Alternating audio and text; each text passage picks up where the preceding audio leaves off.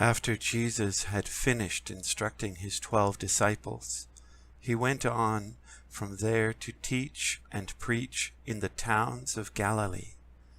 When John, who was in prison, heard about the deeds of the Messiah, he sent his disciples to ask him, "Are you the one who is come, or should we expect someone else?"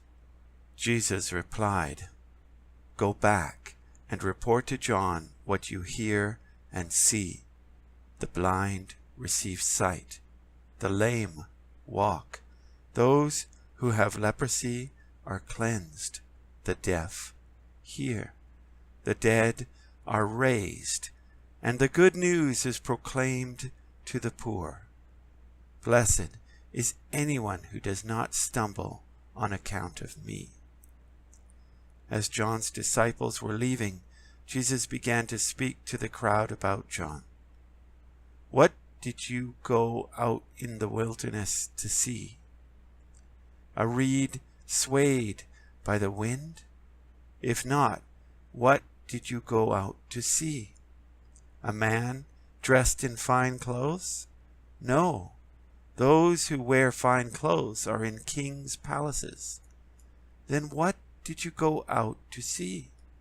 A prophet? Yes, I tell you, and more than a prophet.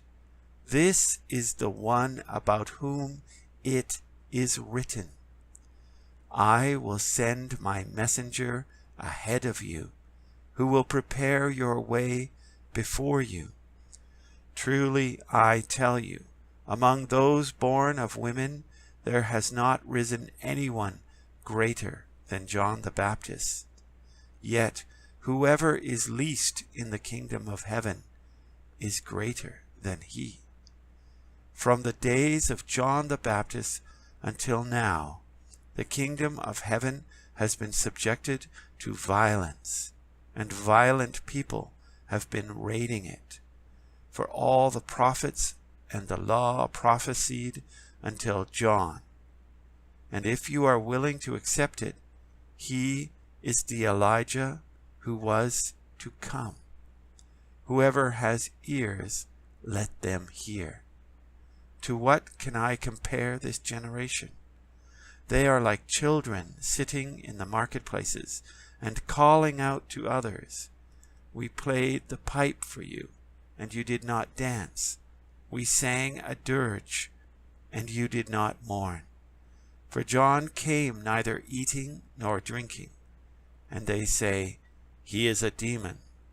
The Son of Man came eating and drinking, and they say, 'He is a glutton and a drunkard, a friend of tax collectors and sinners.' But wisdom is proved right by her deeds." Then Jesus began to denounce the towns in which most of his miracles had been performed, because they did not repent. "Woe to you, Chorazin! Woe to you, Bethsaida!